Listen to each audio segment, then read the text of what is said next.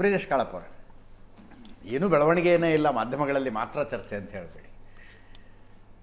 ಇವಾಗ ಪ್ರಶಾಂತ್ ಅವರು ಎಕ್ಸ್ಪ್ಲೇನ್ ಮಾಡಿದ್ರು. ಪ್ರಶಾಂತ್ ತುಂಬ ಚೆನ್ನಾಗಿ ಎಕ್ಸ್ಪ್ಲೇನ್ ಮಾಡಿದ್ದಾರೆ. ಬಹುಶಃ ರಾಹುಲ್ ಗಾಂಧಿನೇ ಖುದ್ದಾಗಿ ಪ್ರಶಾಂತ್ ಅವ್ರಿಗೆಲ್ಲ ಫೋನ್ ಮಾಡಿ ಎಲ್ಲ ಹೇಳಿದ್ದಾರೆ ಅಂತ ನಾನು ತಿಳ್ಕೊಳ್ತೀನಿ. ಏಕೆಂತ ಹೇಳಿದ್ರೆ ಅಷ್ಟು ಚೆನ್ನಾಗಿ ಅಂದರೆ ರಾಹುಲ್ ಗಾಂಧಿ ಆಫೀಸಲ್ಲಿ ನಡೆದಿದ್ದು, ಆಮೇಲೆ ಸಿದ್ದರಾಮಯ್ಯನವ್ರು ಏನು ಹೇಳಿದ್ದಾರೆ, ಏನು ಆಂಕೋದೇಕ.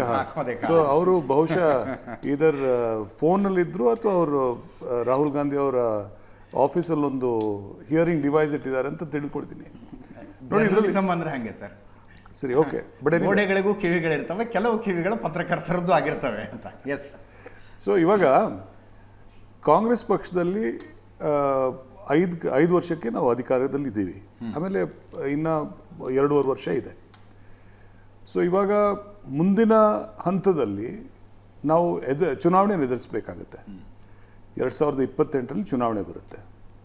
ಇವಾಗ ಒಂದು ಹಂತ ಮುಗಿದಿದೆ. ಇದು this is what you call the honeymoon period. 2.5 ವರ್ಷ ಈ first part honeymoon period. Okay. ಈ ಮುಂದಿನ 2.5 ವರ್ಷದಲ್ಲಿ ಮತ್ತೆ 1 ವರ್ಷ ಆದಮೇಲೆ ಎಲೆಕ್ಷನ್ ಇಯರ್ ಬಂದ್ಬಿಡ್ತು, ಆಯಿತಾ? ಸೊ ಇವಾಗ ಇಟ್ಸ್ ಅ ಸೀರಿಯಸ್ ಆ್ಯಕ್ಟಿವಿಟಿ. ಇನ್ಮೇಲೆ ಕಾಂಗ್ರೆಸ್ ಪಕ್ಷದಲ್ಲಿ ಇನ್ಮೇಲೆ ಒಂಥರ ಸೀರಿಯಸ್ ಆ್ಯಕ್ಟಿವಿಟಿ. 2 ವರ್ಷ ಆಗಿರೋದು ಆಗೋಗಿದೆ. ಇವಾಗ ಮುಂದಿನ ಸಮಯ, ಇವಾಗ ಇನ್ನು ಮುಂದೆ ನಾವು ಯಾವ ಒಂದು ಡೈರೆಕ್ಷನ್ ತಗೋಬೇಕು, ಯಾವ ಒಂದು ರೂಪುರೇಷೆ ಇದೆ, ಇವೆಲ್ಲ ನಾವು ಇವಾಗ ನಿರ್ಣಯ ಮಾಡ್ಕೋಬೇಕಾಗಿದೆ. ಅದಕ್ಕೋಸ್ಕರ ಮುಖ್ಯಮಂತ್ರಿಗಳು ಅಲ್ಲೇ ಇದ್ದಾರೆ, ಮತ್ತು ಉಪಮುಖ್ಯಮಂತ್ರಿಗಳು, KPCC ಅಧ್ಯಕ್ಷರು ಅಲ್ಲೇ ಇದ್ದಾರೆ.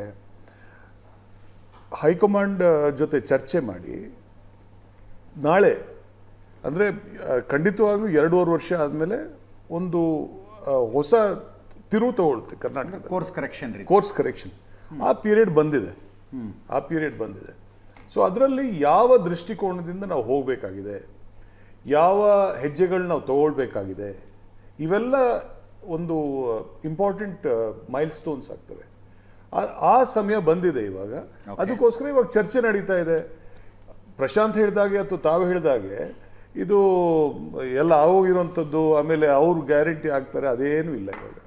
ಅಲ್ಲ, ಗ್ಯಾರಂಟಿ ಆಗ್ತಾರೆ ಅಂತ ಯಾರು ಹೇಳ್ತಿಲ್ಲ. ಸೊ ನಡೆದಿರೋ ಬೆಳವಣಿಗೆಗಳನ್ನು ಯಥಾವತ್ತಾಗಿ ಇವಾಗ ಇನ್ನು ಮುಂದೆ 2028ಕ್ಕೂ ಕೂಡ ಮತ್ತೆ ಕಾಂಗ್ರೆಸ್ ಅಧಿಕಾರದ ಚುಕ್ಕಾಣಿ ಹಿಡಿಬೇಕು, ಮತ್ತೆ ಅಧಿಕಾರಕ್ಕೆ ನಾವು ಬರಬೇಕು ಅನ್ನೋಂಥ ಒಂದು ದೃಷ್ಟಿಕೋನದಿಂದ ನಾವು ಹೊರಡಬೇಕಾಗಿದೆ. ಅದಕ್ಕೋಸ್ಕರ ಸೀನಿಯರ್ಸ್ ಇದ್ದಾರೆ. ಸೀನಿಯರ್ಸ್ನ ತುಂಬ ಜನರನ್ನ ನಾವು ಈ ಸತಿ ಮಂತ್ರಿ ಮಾಡಲಿಲ್ಲ, ಅವ್ರಿಗೂ ಅವಕಾಶ ಕೊಡಬೇಕಾಗುತ್ತೆ. ಓಕೆ. ಆಮೇಲೆ ಯಾರಿಗೆ ಇದುವರೆಗೂ ಅವಕಾಶ ಸಿಕ್ಕಿದೆ, ಬಹುಶಃ ಅವ್ರನ್ನ ಪಕ್ಷದ ಚಟುವಟಿಕೆಯಲ್ಲಿ ನಾವು ಅವ್ರನ್ನ ಕಳಿಸ್ಬೇಕಾಗಿರುತ್ತೆ. ಅಥವಾ ಅವರು ಕೂಡ ಹೇಳಿದ್ದಾರೆ, ತುಂಬ ಜನ ಹೇಳಿದ್ದಾರೆ, ನಾವು ಪಕ್ಷದಲ್ಲಿ ನಾವು ಕೆಲಸ ಮಾಡ್ತೀವಿ ಅನ್ನೋಂಥದ್ದು. ಆಮೇಲೆ ಸಂಘಟನಾ ಚಾತುರ್ಯ ಇರುವಂಥವ್ರು. ಸೊ ಇಂಥವರೆಲ್ಲ ನಾವು ಹೇಗೆ ಮುಂದೆ ನಾವು ಮತ್ತೆ ಅಧಿಕಾರಕ್ಕೆ ಬರಬೇಕು ಅನ್ನೋಂಥ ಒಂದು ದೃಷ್ಟಿಕೋನದಿಂದ ಏನೇನು ಹೆಜ್ಜೆಗಳು ತಗೋಬೇಕಾಗಿದೆ, ಏನೇನು ಮಾಡಬೇಕಾಗಿದೆ, ಸಂಪೂರ್ಣ ಮಾಡ್ತೀವಿ ಅನ್ನೋಂಥದ್ದು ಇವತ್ತು ಖಂಡಿತವಾಗ್ಲೂ ನಮ್ಮ ಮನಸ್ಸಲ್ಲಿದೆ. ಅಂದರೆ ಕಾಂಗ್ರೆಸ್ನವ್ರ ಮನಸ್ಸಲ್ಲಿ, ಹೈಕಮಾಂಡ್ ಮನಸ್ಸಲ್ಲಿ. ತಾವು ಹೇಳೋ ಸಚಿವ ಸಂಪುಟ ಪುನರ್ರಚನೆ ಆಗುತ್ತೆ, ಅದು ಹೊರತುಪಡಿಸಿ ಯಾವುದೇ ರೀತಿಯ ಬದಲಾವಣೆಗಳಿಲ್ಲ, ಯಥಾ ಪ್ರಕಾರ ನಡ್ಕೊಂಡು ಹೋಗುತ್ತೆ. This is what you mean to say? ಇಲ್ಲ, ಅದು as far as leadership change ಮುಖ್ಯಮಂತ್ರಿಗಳು ಹೇಳಿಲ್ಲ, ಮುಖ್ಯಮಂತ್ರಿಗಳು ಹೇಳಿಲ್ಲ, ಕಾಂಗ್ರೆಸ್ ಹೈಕಮಾಂಡು ಕೂಡ ಹೇಳಿಲ್ಲ. ಇವೆಲ್ಲ TV ಸ್ಟುಡಿಯೋಗಳಲ್ಲಿ ತುಂಬ ಚರ್ಚೆ ಆಗ್ತಾ ಇದೆ. ನನ್ನ ರಿಕ್ವೆಸ್ಟ್ ಏನಿದೆ ಅಂತ ಹೇಳಿದ್ರೆ, 140 ಶಾಸಕರಿದ್ದಾರೆ ಕಾಂಗ್ರೆಸ್ ಪಕ್ಷದಲ್ಲಿ, ಜೊತೆಗೆ ನಮ್ಮ ಹೈಕಮಾಂಡ್ ಇದೆ. ನಮ್ಮಲ್ಲಿ ಯಾರು ನಾಯಕರಾಗ್ತಾರೆ ಅದನ್ನ ನಮ್ಮ ಹೈಕಮಾಂಡ್ಗೆ ಮತ್ತೆ ಶಾಸಕರಿಗೆ ಬಿಡಿ. ದಯವಿಟ್ಟು TV ಸ್ಟುಡಿಯೋಗಳಲ್ಲಿ ಬೇರೆ ಎಲ್ಲ ನಿರ್ಣಯ ತಗೊಳ್ಳಿ ನೀವು. ನಿರ್ಣಯ ಯಾರು ತಗೊಂಡಿಲ್ಲ? ಅಲ್ಲ, ನಾನು ಹೇಳ್ತಿರೋದು ನಿರ್ಣಯ ತಗೊಂಡಿರೋ ಅಲ್ಲ, ನಾನು ಹೇಳ್ತಿರೋದು. ಸೊ ಆ ಪ್ರತಿಯೊಂದು ನಿರ್ಣಯ, ಮುಖ್ಯಮಂತ್ರಿ ಸ್ಥಾನ ಅದೇ ನಿಮ್ಮ ಪಾರ್ಟಿಯ ಇಂಟರ್ನಲ್ ಅಫೇರ್ಸ್ ಅಲ್ಲ, ರಾಜ್ಯದ ಜನರಿಗೆ ಸಂಬಂಧ. ಮುಖ್ಯಮಂತ್ರಿ ಈಗ KPCC ಅಧ್ಯಕ್ಷರು ಯಾರಾಗಬೇಕು ಅನ್ನೋದನ್ನ ಡೆಫಿನೆಟ್ಲಿ ನೀವು ನನಗೆ ಹೇಳಿ, ಪ್ರಶಾಂತ್ ನಾಥ್ ಅವರೇ, ನಮ್ಮ ಪಾರ್ಟಿಯ ನಿರ್ಣಯ ಹೈಕಮಾಂಡ್ ನಿರ್ಣಯ ತೆಗೆದುಕೊಳ್ಳೋದು. ಮುಖ್ಯಮಂತ್ರಿ ರಾಜ್ಯದ ಆಡಳಿತದ ಚುಕ್ಕಾಣಿಯನ್ನು ಹಿಡಿಯೋರು. ಹೀಗಾಗಿ ನಾಯಕತ್ವ ಬದಲಾವಣೆ ಆಗತ್ತಾ ಇಲ್ವಾ, ಏನಾಗುತ್ತೆ? ನೀವು ಇಷ್ಟು ಸುದೀರ್ಘಾವಧಿಯವರೆಗೆ ಮುಖ್ಯಮಂತ್ರಿಗಳನ್ನು ನೋಡಿದವರು, ಎಲ್ಲ ಪಾರ್ಟಿಯ ಮುಖ್ಯಮಂತ್ರಿಗಳು ಸರ್ಕಾರವನ್ನು ನೋಡಿದವರು, ಆ ಕುತೂಹಲ ಇರಲ್ವಾ ಜನರಿಗೆ? ಅಲ್ಲ, ಕುತೂಹಲ ಖಂಡಿತವಾಗ್ಲೂ ಇರುತ್ತೆ. ಬಟ್ ಅದು ಹೆಚ್ಚು TV ಸ್ಟುಡಿಯೋಗಳಲ್ಲಿ ಹೆಚ್ಚಾಗಿದೆ ಅಂತ ನಾನು ತಿಳ್ಕೊಳ್ತೀನಿ. I think as far as the leadership is concern, ನಮ್ಮ ಎಮ್ ಎಲ್ ಎಗಳು ಯಾರು ಡಿಸೈಡ್ ಮಾಡಬೇಕಾಗಿದೆ ಮಾಡ್ತಾರೆ, ಹೈಕಮಾಂಡ್ ಡಿಸೈಡ್ ಮಾಡ್ಕೊಳ್ಳುತ್ತೆ. ನಿಮ್ಮ KPCC ಅಧ್ಯಕ್ಷರು ಇದೇ ಸ್ಟುಡಿಯೋದಲ್ಲಿ ನಾನು ಕುತ್ಕೊಂಡಿರೋ ಜಾಗದಲ್ಲೇ ಕುತ್ಕೊಂಡಿದ್ರು, ಆ ಪ್ರಶ್ನೆನೇ ಕೇಳಿರಲಿಲ್ಲ. ಅವರಾಗಲೇ ಹೇಳ್ಬಿಟ್ರು ಶಾಸಕರ ಬೆಂಬಲ ಸಂಬಂಧ ಇಲ್ಲ, ಎಷ್ಟು ಜನ ಯಾರ ಕಡೆ ಇದ್ದಾರೆ ಅನ್ನೋದಕ್ಕೆ ಸಂಬಂಧ ಇಲ್ಲ, ಹೈಕಮಾಂಡ್ ಏನು ನಿರ್ಣಯ ತಗೊಳುತ್ತೋ ಅದೇ ಫೈನಲ್ಲು ಅಂತ ಹೇಳಿದ್ರು. ಇಲ್ಲ ನಾನು ಸಿ ಐ ನಾಟ್ ಪ್ರಶ್ನೆ ಬಂದೇ ಇರಲಿಲ್ಲ. ಅಲ್ಲ ಅದನ್ನ ನಾನೇನು ಕಂಟೆಸ್ಟ್ ಮಾಡ್ತಾ ಇಲ್ಲ, ಅವ್ರು ಹೇಳಿದ್ದಾರೆ ಅಂತ ನಾನು ಕಂಟೆಸ್ಟ್ ಮಾಡ್ತೇನೆ. ನನ್ನ ತಿಳುವಳಿಕೆ ಪ್ರಕಾರ ನಾನು ಹೇಳ್ತಾ ಇದ್ದೀನಿ. ನನಗಂದ್ರೆ ನನಗೂ ಸಾಕಷ್ಟು ಸುಮಾರು 30-35 ವರ್ಷದಿಂದ ನಾನು ಪಕ್ಷದಲ್ಲೇ ಇದ್ದೀನಿ. ನಾನು ಅಫ್ಕೋರ್ಸ್ ನಾನೇನು MLA ಆಗಿಲ್ಲ, MP ಆಗಿಲ್ಲ, but I been very closely working with senior leaders. So ಅದಕ್ಕೋಸ್ಕರ ದಿಸ್ ಇಸ್ ಮೈ ಅಂಡರ್ಸ್ಟ್ಯಾಂಡಿಂಗ್. ಬಹುಶಃ ಅದ್ರಲ್ಲಿ ತಪ್ಪಿರ್ಬೋದು. ಯಾವ್ದು ಕರೆಕ್ಟು ರವೀಂದ್ರ ರೇಷ್ಮೆ? ನೋಡಿ, ಸ್ವಾತಂತ್ರ್ಯ ಪೂರ್ವ ಕಾಲದಲ್ಲಿ ಕೂಡ ಮಹಾತ್ಮ ಗಾಂಧೀಜಿಯವರ ಹೋರಾಟದಲ್ಲಿ ಕೂಡ ರಾಜಕಾರಣ ಅಂದರೆ ಅದು ಪ್ರದರ್ಶನ ಕಲೆ, ಲೈಕ್ ಡ್ಯಾನ್ಸ್, ಡ್ರಾಮಾ, ಮ್ಯೂಸಿಕ್. ಅದು ಸಾರ್ವಜನಿಕವಾಗಿ ನಡೀತಾ ಇರುತ್ತೆ. ಅವ್ರ ಮಾತು, ನಡವಳಿಕೆ, ಪ್ರತಿಯೊಂದು ಅವ್ರ ಬಾಡಿ ಲ್ಯಾಂಗ್ವೇಜು, ವರ್ಬಲ್ ಲ್ಯಾಂಗ್ವೇಜು, ಪ್ರತಿಯೊಂದು ಸಾರ್ವಜನಿಕರು ಗಮನಿಸ್ತಾ ಇರ್ತಾರೆ. ನೀವು ಹೇಳ್ದಂಗೆ ಆಳು ಪಕ್ಷದ ವ್ಯವಹಾರಗಳು ಅದು ಪಕ್ಷದ ಆಂತರಿಕ ವ್ಯವಹಾರಗಳು ಅಲ್ವೇ ಅಲ್ಲ. ನಾವು ಮುಖ್ಯಮಂತ್ರಿ ಸ್ಥಾನ ಬದಲಾವಣೆ ಬಗ್ಗೆ ನಾವು ಮಾತಾಡ್ತಾ ಇದ್ದೇವೆ. ಆಮೇಲೆ ಕ್ರಾಂತಿ ಕ್ರಾಂತಿ ಕ್ರಾಂತಿ ಅನ್ನೋ ಶಬ್ದ ಖಂಡಿತವಾಗೂ ಎಲ್ಲೆಲ್ಲಿ ಜನತಾ ಪರಿವಾರದಿಂದ ಬಂದವರು ಇರ್ತಾವ್ರು ಎಲ್ಲರೂ ಕ್ರಾಂತಿಕಾರಿಗಳೇ. ಯಾಕಂದ್ರೆ ಅವ್ರು ಕಾಂಗ್ರೆಸ್ಸಿಗರ ಥರ ಯಾವುದಾದ್ರೂ ಒಂದು ಅಲೆ ಬರಲಿ, ಇಂದಿರಾ ಗಾಂಧಿಯವ್ರ ಹೆಲಿಕಾಪ್ಟರ್ ಬರಲಿ ಅಂತ ಅವ್ರು ಕಾದು ಕೂತಿರ್ಲಿಲ್ಲ. ತಮ್ಮ ಸ್ವಂತ ವ್ಯಕ್ತಿಗತವಾದ ಬೇರು ಮಟ್ಟದ ಶಕ್ತಿ ವರ್ಚಸ್ಸಿನಿಂದ ಗೆದ್ದು ಬರ್ತಾಯಿದ್ರು. ಅವ್ರ ಪಕ್ಷ ಗೆಲ್ಲಿ ಬೀಳಿ ಇವ್ರು ಗೆದ್ದು ಬರುವಂಥ ಕೆಲವರು ನಾಯಕರಿದ್ದಾರೆ. ಈವನ್ ಜಮೀರ್ ಅಹ್ಮದ್ ಥರದವರು, SM ಕೃಷ್ಣ ಅಂತಾರೆ ಜನಪ್ರಿಯ ಮುಖ್ಯಮಂತ್ರಿ, ಚಾಮರಾಜಪೇಟೆ ಸೀಟ್ ಖಾಲಿ ಮಾಡಿಬಿಟ್ಟು ರಾಜ್ಯಪಾಲರಾಗಿ ಹೋದರು. ಅಲ್ಲಿ ಜಮೀರ್ ಅಹ್ಮದ್ JDS ಅಭ್ಯರ್ಥಿಯಾಗಿ ಗೆದ್ದು ಬಂದ್ಬಿಟ್ರು. ಜಮೀರ್ ಅಹ್ಮದ್ ಖಾನ್ ಕೂಡ ಸ್ವಂತ ವರ್ಚಸ್ಸಿನಿಂದ ಗೆದ್ದು ಬಲ್ಲೋ ಶಕ್ತಿ ಇರೋ ಇವ್ರು. ಇದ್ ಕಡೆ ಎಲ್ಲ ಕ್ರಾಂತಿ ನೋಡಿ. 83ರಲ್ಲಿ ಇವರು ಅಧಿಕಾರಕ್ಕೆ ಬಂದಾಗ ಜನತಾ ರಂಗ ಅಂತ ಹೆಸರಿತ್ತು, ಮುಂದೆ ಜನತಾ ಪಕ್ಷ ಅಂತ ಆಯಿತು, ಮುಂದೆ ಜನತಾ ದಳ ಅಂತ ಆಯಿತು, ಮುಂದೆ ಒಡೆದೋಯ್ತು ಪಕ್ಷ. ಒಡೆದಾಗ 2 ಬಣಗಳು ಎಲೆಕ್ಷನ್ ಕಮಿಷನ್ ಅಂತ ಹೋದರು. ಎಲ್ಲಿ ಪರಮ ಜಾತಿವಾದಿಗಳಿದ್ದಾರೆ ಅಂತಿದ್ರು ಆ ಪಕ್ಷಕ್ಕೆ ಜನತಾದಳ ಸೆಕ್ಯುಲರ್ ಅಂತ ಕೊಟ್ಟರು. ಎಲ್ಲಿ ಪರಮ ಜಗಳಗಂಟ್ರಿದ್ದಾರೆ ಅಂದರೆ ಜನತಾದಳ ಯುನೈಟೆಡ್ ಅಂತ ಕೊಟ್ಬಿಟ್ರು. ಇವತ್ತು JDS ಬ್ರ್ಯಾಂಡು ದೇವೇಗೌಡರು ಉಳಿಸ್ಕೊಂಡ್ರು, JDU ಬ್ರ್ಯಾಂಡು ನಿತೀಶ್ ಕುಮಾರ್ ಅವರು ಉಳಿಸ್ಕೊಂಡರು. ಉಳಿದಂತೆ ಇವರೆಲ್ಲ ಕಾಂಗ್ರೆಸ್ಸಲ್ಲಿದ್ದಾರೆ. ಇವ್ರು ಇದ್ ಕಡೆ ಎಲ್ಲ ಕ್ರಾಂತಿ ಆಗ್ತಾ ಇರುತ್ತೆ ನೋಡಿ. ಅಧಿಕಾರದಿಂದ ಹೊರಗಿದ್ದಾಗಲೂ ಕೂಡ 2018ನಲ್ಲಿ ಸಮ್ಮಿಶ್ರ ಸರ್ಕಾರ ನಡೀತು. ಧರ್ಮಸ್ಥಳ ನೇಚುರೋಪತಿ ಹಾಸ್ಪಿಟಲ್ ಕೂತ್ಕೊಂಡ್ಬಿಟ್ಟು ಅಲ್ಲೇ ಕ್ರಾಂತಿಯ ಭವಿಷ್ಯ ಹೇಳ್ಬಿಟ್ರು ಸಿದ್ದರಾಮಯ್ಯ. ಅವ್ರು ಸರ್ಕಾರದೊಳಗೆ ಇರಲಿಲ್ಲ, ಬಟ್ ಶಾಸಕಾಂಗ ಪಕ್ಷದ ನಾಯಕರಾಗಿದ್ದರು.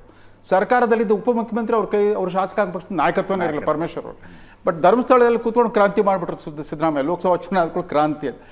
ಈಗ ಒಂದು ಸಾರ್ವಜನಿಕ ಗ್ರಹಿಕೆ ಒಂದೇನು ತಪ್ಪಿದೆ ಅಂತಂದರೆ, ಅಯ್ಯೋ ಬಿಹಾರದಲ್ಲಿ ಇಂಥ ಹೀನಾಯ ಸೋಲಾಗ್ಬಿಡ್ತು, ಅದರಿಂದ ಹೈಕಮಾಂಡ್ ದುರ್ಬಲ ಆಗಿದೆ, ಯಾವುದೇ ಡಿಸಿಷನ್ ತಗೊಳ್ಳಲ್ಲ ಅಂತ. ಕಾಂಗ್ರೆಸ್ ಹೈಕಮಾಂಡ್ ಯಾವತ್ತೂ ದುರ್ಬಲ ಆಗಲ್ಲ. ಯಾಕಂದರೆ ಕಾಂಗ್ರೆಸ್ಸಲ್ಲಿ ಹೈಕಮಾಂಡ್ ಅಂತಂದರೆ AICC ಅಧ್ಯಕ್ಷ ಅಥವಾ ಪ್ರಧಾನಮಂತ್ರಿ ಅಲ್ವೇ ಅಲ್ಲ. ಕಾಂಗ್ರೆಸ್ ಹೈಕಮಾಂಡ್ ಅಂದರೆ ಆ ವಂಶದ ವಾರಸುದಾರ ಯಾರಾದ್ರೆ ಅವರು. ಉತ್ತರ ಪ್ರದೇಶ ಅಸೆಂಬ್ಲಿ ಚುನಾವಣೆ 403 ಸೀಟ್, ಬರೀ 2 ಸೀಟ್ ಬರಲಿ ಅವರೇನು ದುರ್ಬಲ ಆಗೋದೇ ಇಲ್ಲ. ಅದ್ರ ಅಕೌಂಟಬಿಲಿಟಿ, ಅದ್ರ ರೆಸ್ಪಾನ್ಸಿಬಿಲಿಟಿ ಯಾರಿಗೂ ಫಿಕ್ಸ್ ಮಾಡಲ್ಲ. ಬಿಹಾರ್ನಲ್ಲಿ ಬರೀ 6 ಸೀಟ್ ಬರಲಿ, ಯಾರೂ ಅದಕ್ಕೆ ಅಕೌಂಟಬಲ್. ಯಾಕೆ ಮೊನ್ನೆ ಅವ್ರು ತೊಗೊಂಡು ಮೊದಲನೇ ಸುದ್ದಿ ಏನು ಬಂತು ಅಂದರೆ, ಬಿಹಾರ್ ಚುನಾವಣೆ ನಡೆದು ಮಾರನೇ ದಿವಸ ಒಂದು ಮೀಟಿಂಗ್ ನಡೀತು. There is no need to fix responsibility ಅಂತ ಒಂದು ಡಿಸಿಷನ್ ತೊಗೊಂಡ್ಬಿಟ್ರು. ಹಾಗಾಗಿ ಪಕ್ಷ ಸೋಲ್ಲಿ ಗೆಲ್ಲಿ ಅದರ ಕಾಂಗ್ರೆಸ್ ಹೈಕಮಾಂಡ್ ಮಾತ್ರ ಯಾವತ್ತೂ ಸಶಕ್ತವಾಗೇ ಇರುತ್ತೆ. ಈಗ ಬದಲಾವಣೆ ಮಾಡಲ್ಲ ಅಂತ ಹೇಗೆ ಹೇಳ್ತಾರೆ? ಆಗೋ ಡ್ಯಾಮೇಜ್ ಆಗೋಗ್ಬಿಟ್ಟಿದೆ ಬಿಹಾರ್ನಲ್ಲಿ, ಇನ್ನೇನೋ ನಿರೀಕ್ಷೆ ಮಾಡಲ್ಲ. ಆದರೆ ಕರ್ನಾಟಕದಲ್ಲಿ ಸ್ಟೇಟಸ್ಕೋ ಕಂಟಿನ್ಯೂ ಮಾಡಬೇಕು, ಅದು ಬದಲಾವಣೆ ತರಬೇಕು. ಬದಲಾವಣೆ ಯಾಕೆ ತರಬಾರ್ದು ಅಂತ ಒಂದು ಪ್ರಯೋಗ ಕೂಡ ಮಾಡಿಬಿಡ್ಬೋದು. ಯಾಕಂದರೆ 2013ರಿಂದ 18ವರೆಗೂ ಸಿದ್ದರಾಮಯ್ಯ ಪ್ರಶ್ನಾತೀತ ನಾಯಕರಾಗಿದ್ದರು. ಆದರೆ 2023ರಿಂದ ಮೊದಲನೇ ದಿವಸದಿಂದ ಕೂಡ ಮುಖ್ಯಮಂತ್ರಿ ಬದಲಾವಣೆ ಆಗ್ತಾರಾ, ಅಧಿಕಾರ ಹಸ್ತಾಂತರ ಆಗ್ತಾರ ಅನ್ನೋ ಪ್ರಶ್ನೆ ಕಾಡ್ತಾನೇ ಬಂದ್ಬಿಡ್ತು. ಸಿದ್ದರಾಮಯ್ಯನವರು ಈ 2.5 ವರ್ಷದಲ್ಲಿ ಯಾವತ್ತೂ ಪ್ರಶ್ನಾತೀತ ಅಂತ ಅನಿಸಲ್ಲ. ಪ್ರಶ್ನೆ ಪ್ರತಿ ದಿವಸ ಆ ಪ್ರಶ್ನೆ ಎದುರಿಸ್ಬೇಕಾಗಿ ಬಂತು. ಕಡೆಗೆ ಒಂದು ದಿವಸ ಕರ್ನಾಟಕ ಭವನದಲ್ಲಿ ಕೂತ್ಕೊಂಡು ಒಂದು 4 ತಿಂಗಳಿಂದ ಹೇಳಿದರು, ಭಾಳ ಧೈರ್ಯವಾಗಿ ಹೇಳ್ಬಿಟ್ಟಿದ್ರು, ಯಾವ ಬದಲಾವಣೆ ಇಲ್ಲ, ಇಲ್ಲ ನಾನು ಇನ್ನು 2.5 ವರ್ಷ ಆಯ್ತು. ಅದು ಮತ್ತೆ ಚೇಂಜ್ ಆಯಿತು. ಇತ್ತೀಚೆಗೆ ಬದಲಾವಣೆ ಚೇಂಜ್ ಆಯಿತು. ಅವ್ರ ಮಾತು ದಾಟಿ ಕೂಡ ಬದಲಾಯಿತು. ಹೈಕಮಾಂಡ್ ಏನು ಹೇಳುತ್ತೋ ಹಂಗೆ ಕೇಳ್ತೀನಿ ಅಂತಿದ್ರು. ಈಗ ಕೂಡ ಹೈಕಮಾಂಡ್ ದುರ್ಬಲ ಆಗಿಲ್ಲ. ಯಾಕಂದ್ರೆ ಕಳ್ಕೊಳ್ಳೋದು ಏನೂ ಇಲ್ಲ, ಯಾಕೆ ಬದಲಾವಣೆ ಮಾಡಬಾರ್ದು? ಯಾಕಂದ್ರೆ ಬದಲಾವಣೆ ಅನ್ನೋದು ಪ್ರಕೃತಿ ನಿಯಮ. ಸರ್, ಇರೋದೇ 2 ಪ್ರಮುಖ ರಾಜ್ಯ ಒಂದು ಸಣ್ಣ ರಾಜ್ಯದಲ್ಲಿ. ಇರ್ಬೋದು. ಆ 3 ರಾಜ್ಯಗಳ ಪೈಕಿ ಅತ್ಯಂತ ಜನಪ್ರಿಯ ನಾಯಕನನ್ನು ಹೊಂದಿರೋದು ಕರ್ನಾಟಕದಲ್ಲಿ ನೋಡಿ. ಮೋಸ್ಟ್ ಅಜಿತ್, ಅದಕ್ಕೊಂದು ಪ್ರೆಸಿಡೆಂಟ್ ಹೇಳ್ಬಿಡ್ತೀನಿ. 1989 ಲೋಕಸಭಾ ಚುನಾವಣೆಯಲ್ಲಿ ಪಾಪ ರಾಜೀವ್ ಗಾಂಧಿ ಅವರು 413 ಸೀಟ್ ಗೆದ್ದವ್ರು ಬರೀ 197 ಸೀಟಿಗೆ ಬಂದರು. ಇಲ್ಲಿ ವೀರೇಂದ್ರ ಪಾಟೀಲ್ರು 173 + 5 ಜನ ಪಕ್ಷ ಇದ್ದಾರೆ, 178 ಸೀಟ್ ಗೆಲ್ಲಿಸ್ಕೊಟ್ಟಿದ್ರು. ಇಲ್ಲಿ ಮುಖ್ಯಮಂತ್ರಿ ಸಶಕ್ತ, ಕಾಂಗ್ರೆಸ್ ಶಾಸಕಾಂಗ ಪಕ್ಷ ಬಲಿಷ್ಠವಾಗಿತ್ತು, ಹೈಕಮಾಂಡ್ ದುರ್ಬಲ ಆಗಿತ್ತು. ಆದರೂ ಕೂಡ ನೆಕ್ಸ್ಟ್ ಇಯರ್ ಒಂದು 11 ತಿಂಗಳು ಆಗ್ತಿರೋಂಗೆ tomorrow Karnataka will have a new chief minister ಅಂತ ಚೇಂಜ್ ಆಗ್ಬಿಟ್ಟು ಏರ್ಪೋರ್ಟ್ನಲ್ಲ ನಾವು ಬಂಗಾರಪ್ಪನವ್ರನ್ನ ತೆಗಿಯೋಗ್ಲಿ ಇದೇ ಥರ ಟೆನ್ಷನ್ ಇತ್ತು. ಅಯ್ಯೋ ಬಂಗಾರಪ್ಪನಂತ ಲೀಡರ್ ಮಾಡಿಬಿಟ್ರೆ ಹಿಂದುಳಿದ ವರ್ಗದ ಓಟ್ ಏನಾಗುತ್ತೆ ಅನ್ನೋದು ಏನೂ ಆಗಲಿಲ್ಲ. ಅವರು ಅವರು ಇವ್ರನ್ನ ನರಸಿಂಹರಾಯರನ್ನ ಭೇಟಿ ಮಾಡಿಬಿಟ್ಟು ಜನಾರ್ದನ್ ಪೂಜಾರಿ ಜೊತೆ ಏರ್ಪೋರ್ಟ್ಗೆ ಹೋಗ್ತಾಯಿದ್ರು. ಜನಾರ್ದನ್ ಪೂಜಾರಿ ಒಂದು ನೋಟ್ ಕೊಟ್ರಂತ ಅವ್ರ ಕೈಗೆ, tomorrow you will go to Raj Bhavan and submit your resignation chief minister of Karnataka ಒಂದು ಲೈನಲ್ಲಿ ಬರೆದು ಕೊಟ್ಟಿದ್ರು. ಮಾರನೇ ದಿವಸ ಯಾರು ಮುಖ್ಯಮಂತ್ರಿ ಆಗಬೇಕಂದಾಗ 3 ಜನ ದಿಗ್ಗಜರಿದ್ದರು, ಎಸ್.ಎಂ. ಕೃಷ್ಣ, ಎಂ. ರಾಜಶೇಖರ ಮೂರ್ತಿ ಮತ್ತು ಕೆ.ಎಚ್. ರಂಗನಾಥ್. ಇಲ್ಲ ಮತ್ತೆಲ್ಲ ಕೋಟೆಯೊಳಗೆ ಬಂದು ವೀರಪ್ಪ ಮೊಯ್ಲಿಯವರ ಹೆಸರು ಬಂದ್ಬಿಡ್ತು. ಕಾಂಗ್ರೆಸ್ ಹೈಕಮಾಂಡ್ ಯಾವತ್ತೂ ದುರ್ಬಲ ಆಗಲ್ಲ.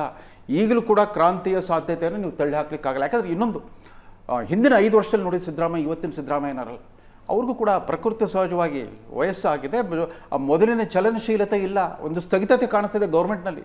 UPA 2ನಲ್ಲಿ ಲಾಸ್ಟ್ ಫೇಸಲ್ಲಿ ಏನಾಗಿತ್ತು, ಪಾಲಿಸಿ ಪ್ಯಾರಲಿಸಿಸ್ ಅನ್ನೋ ಥರ ಒಂದು ಅಡ್ಮಿನಿಸ್ಟ್ರೇಟಿವ್ ಕಂಟ್ರೋಲು ಕಾಣಿಸ್ತಾ ಇಲ್ಲ, ಒಂದು ಪೊಲಿಟಿಕಲ್ ಒಂದು ಫರ್ಮ್ನೆಸ್ಸು ಕಾಣಿಸ್ತಾ ಇಲ್ಲ, ನಿರಂತರವಾದ ಅಸ್ಥಿರತೆ. ಹೀಗಾಗಿ ಬದಲಾವಣೆ ಅಲ್ಲಿ ಡಿ ಕೆ ಸುರೇಶ್ ನೋಡಿದ್ರೆ ಸಿದ್ದರಾಮಯ್ಯನವರು ಗಟ್ಟಿಮುಟ್ಟಾಗಿದ್ದಾರೆ, ಅವರೇ ಅಧಿಕಾರದಲ್ಲಿ ಮುಂದುವರಿಯುವಾಗ ಡಿ ಕೆ ಸುರೇಶ್ ಅವರು ಯಾಕಂದ್ರೆ last word of D K Shivakumar ಇದೆ ಅಲ್ಲ, ಬಹಳ ಫೇಮಸ್ ಸ್ಟೇಟ್ಮೆಂಟ್, ಅದು ಫಿಲಸಾಫಿಕಲ್ ಸ್ಟೇಟ್ಮೆಂಟ್. ಪ್ರಯತ್ನ ಫೇಲ್ ಆಗ್ಬೋದು, ಪ್ರಾರ್ಥನೆ ಫೇಲ್ ಆಗಲ್ಲ. ಪ್ರಾರ್ಥನೆಗೆ ಗಂಟು ಬಿದ್ದುಬಿಟ್ಟಿದ್ದಾರೆ, ಗಟ್ಟೆ ಹಿಡ್ಕೊಂಡಿದ್ದಾರೆ ಪ್ರಾರ್ಥನೆ. ಆ ಪ್ರಾರ್ಥನೆ ಫಲಿಸಿದ್ರು ಕೂಡ ಆಶ್ಚರ್ಯ ಪಡಬೇಕಾಗಿಲ್ಲ. ಎಸ್.